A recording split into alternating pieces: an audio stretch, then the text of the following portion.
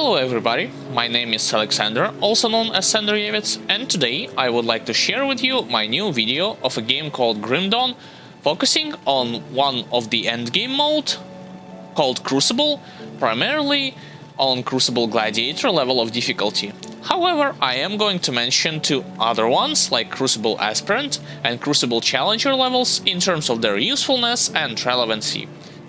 Topics that I'm going to highlight in this video are general information about this mode and its mechanics, how rewarding Crucible Gladiator is when it comes to farming and acquiring new loot at the end of the game, some tips and tricks that you might apply for the sake of beating this mode as an auto-attack melee character. Disclaimer: things that I'm going to express and share is just my subjective opinion. Even when I talk about something in a negative or in a positive fashion, this doesn't mean that I'm trying to persuade you in a certain way. You can and probably will have your own take on how things work, so if you will disagree with certain aspects, it's completely fine by me. The main purpose of this video is to inform you about this game mode in an interesting fashion and share my point of view on it. Before moving on to the discussion of this mode, leave a like to this video, share it, and subscribe to this YouTube channel because it helps to promote this content to a wider audience. And it also motivates me to produce those types of videos more often. Without further ado, let's speak about general information about Crucible mode and its mechanics.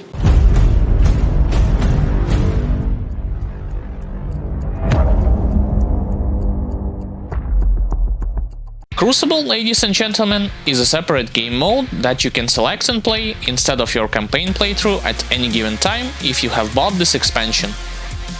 Just like campaign, it has 3 levels of difficulty: Aspirant, Challenger and Gladiator. Their difference between each other consists not only in the form of difficulty of your opponents, but also how good and how much loot you are going to get at the end. Do not forget another feature: your resistances on Challenger level of difficulty will be lowered by 25% and on Gladiator by 50%. However, the game is not going to tell you about it. Now, if this is your first attempt at playing this mode, then the second and third difficulty will be locked, and you have to complete first difficulty to proceed further. You would have to repeat the same process again to switch from the second to third level of difficulty. However, you will not need to do this every single time on other characters, because at a certain point you will gain the opportunity to buy a stone from a merchant that allows you to unlock Challenger or Gladiator levels without even beating previous ones. The same thing exists in campaign mode, but I went off topic. First and foremost, if I could describe this mode in the shortest way that's possible, this would probably be a horde mode that exists in other games as well, yet here you will see some ARPG elements thrown at it. Your character is going to defend and defeat advancing waves of regular, elite or boss monsters in the arena. Sometimes there will be even some unique ones, which you have never seen in campaign mode. Each consecutive wave will be harder than previous one. Also, further you go into this mode, you are going to get more mutators, which will add some form of debuff to your character and some form of buff for you and for monsters. In addition to that, you can build quote-unquote structures that will give you some form of support and buy blessings that can significantly increase your strength and protection. If you manage to destroy 10 waves, you will have a calm moment when you can decide what is your next move, how do you need to go further, or should you just stop this run and get your reward. There is also another mechanic that acts as a currency called tribute points, which you can spend for buying or upgrading new banners or towers, or for buying blessings. You can also use the same currency for restarting your unsuccessful runs at a certain checkpoint to prevent starting from the very beginning, which has its downsides and benefits. The downside of it is, as you already heard, the same currency required on other buffs, and each consecutive attempt of restarting your Crucible from a particular wave will demand more of it. On the plus side, every building that you constructed or upgraded will remain intact when you decide to resume your playthrough from a failed attempt. Unfortunately, the same cannot be said about blessings. How can you earn those tribute points, you might ask? It's pretty simple. You just need to defeat those waves of enemies, and when it comes to checkpoints, you can unlock them after waves 50, 100, 150. And this is not all. After your run, all those tribute points can be saved, so that when you decided to exit from your game and return to it later, you will start your Crucible with them. On any level of difficulty, Crucible run is going to end after wave 170. I'm also going to tell you that you can change the look of those arenas, and this is not only going to change the visual aspects of it, but it has the gameplay element attached to it, meaning that some arenas are better suited for certain character archetypes, for example long-range casters or shooters, because you will have more places where you can kite your enemies relatively safe. On the contrary, there are other arenas which are better for melee characters, melee casters or melee auto attackers, because those monsters will get to you quicker without wandering around too long. For the sake of this video, I played on the arena called Crucible of the Dead, and I think for any kind of melee archetypes this is a solid option. One additional note that I would like to add here is that in the next patch developers will add more arenas that would look like areas from second expansion called Forgotten Gods and the first one called Ashes of Melmoth. Right now, when I'm writing the script, this has not happened yet. However, you can see the screenshots of those arenas in the internet by yourselves. One more thing that I want to talk about in terms of mechanics is the ability to open additional spawn point by talking with Crucible owner. This is definitely going to increase the difficulty of your run, but if your character is strong enough and if you want to get even more loot at the end, then go for it. Speaking of the aspects of getting more reward, you will get it anyway if you die or not, and I do not think that there is any penalty to the overall amount of it after death. The most valuable and at the same time the most amount of loot you will get only at the Gladiator level of difficulty. This is why, despite giving you the option of playing on other difficulties, for the sake of endgame farming, I would recommend you to play Crucible on Gladiator mode. Now let's talk about how rewarding Crucible Gladiator is when it comes to farming and acquiring new loot at the end of the game. I'm going to say this up front.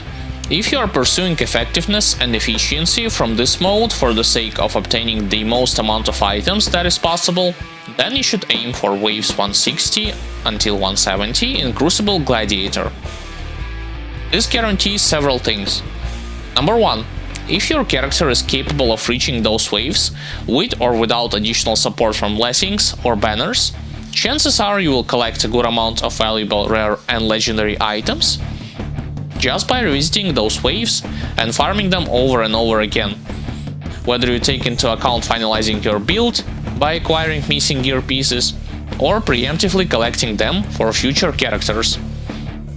And cool thing is, it will not take a long time to perform, especially if you had saved some tribute points from your previous runs. Now that I mentioned that, I remember that I did not tell you about the fact that tribute points can be accumulated, saved and used by you from different levels of difficulty. For example, if you had 50 points from Crucible Challenger and you decided to move on to Crucible Gladiator, there you will start with 50 points from the beginning, which can significantly speed up the process of reaching those 170 waves depending on the strength of your character. Number 2. You can maximize the amount of items by talking with the Crucible owner and telling him to open another spawn location, especially if your character is very strong and capable of clearing waves 160 until 170 without any kind of blessings, banners or towers. However, there are some things that you need to keep in mind when you are doing those farming runs in Crucible.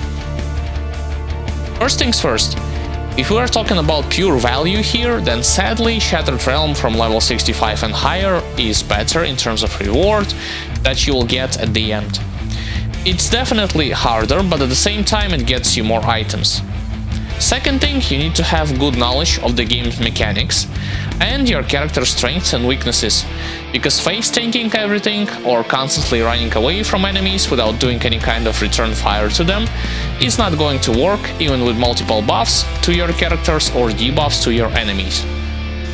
I know I mentioned that there is no significant penalty in terms of you dying here in relation to how many items you will get, but you still need to evaluate the situation from time to time and switch tactics accordingly. Third thing, despite the quantity of very valuable items that you can get here, other ones can only be obtained from campaign bosses or places or in Shattered Realm. For example, you will never face one of those mage bosses from Tomb of Heretic to get their legendary rings in Crucible or in Shattered Realm, because those bosses can be fought only in campaign mode. In a similar fashion, the only way you can get Shattered Realm set is to go in Shattered Realm until Char 65. So how rewarding Crucible Gladiator is when it comes to farming and acquiring new loot at the end of the game? I still think that Crucible is a great instrument for the sake of obtaining good chunk of valuable items for those characters that aren't overpowered and they want to increase the odds of finding items via this game mode, rather than restricting themselves to farming in the campaign.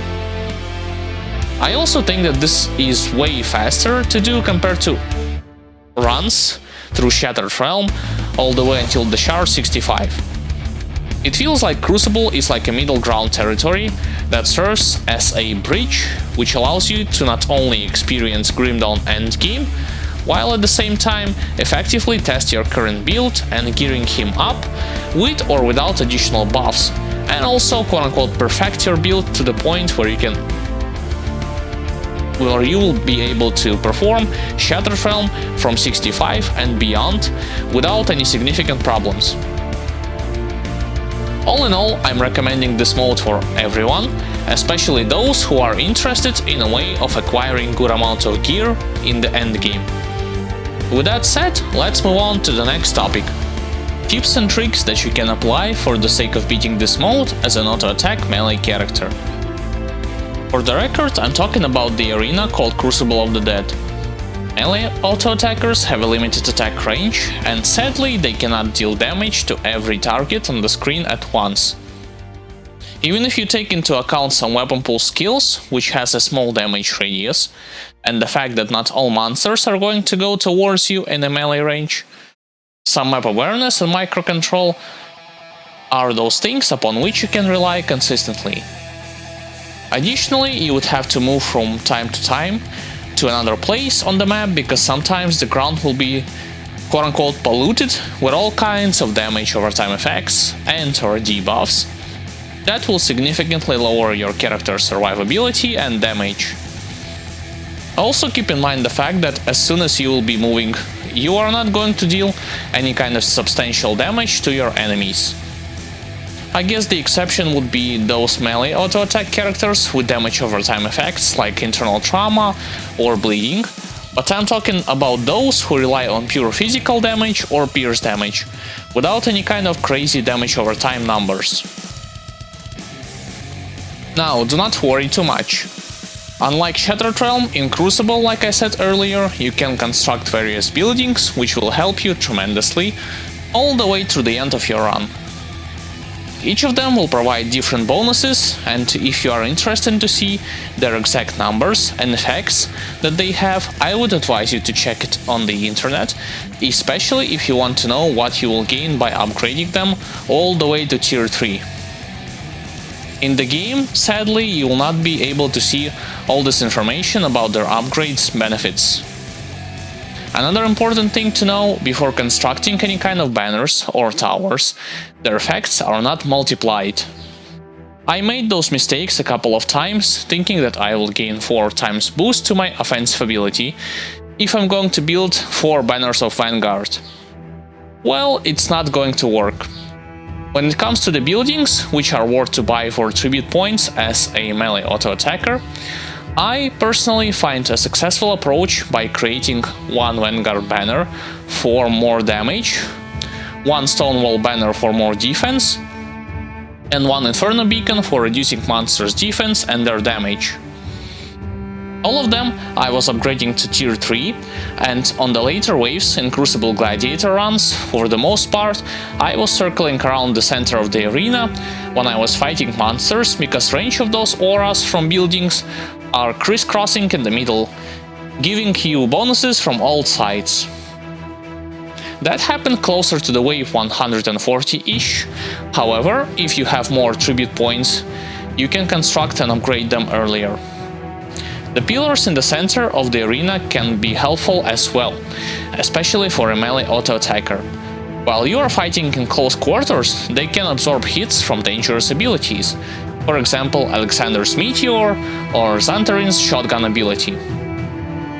You can bait your foes into certain spots on the map to make it easier for you.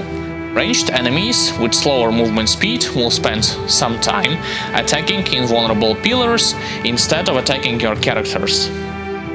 Another advice that I will give you is do not let your enemies create a critical mass of damage over time and debuff abilities in one spot. Try to swiftly get rid of those groups who are more dangerous than others depending on your character's strengths and weaknesses. In other cases, just reposition your character because if you don't, not even damage absorption will save you. This is just my approach that had given me the best result while I was playing through Crucible Gladiator as a melee auto-attack character. However, I have not experimented with other banners or beacons. I think that some of them may be better, if not the best tool for you to overcome any kind of challenges that you will face in Crucible.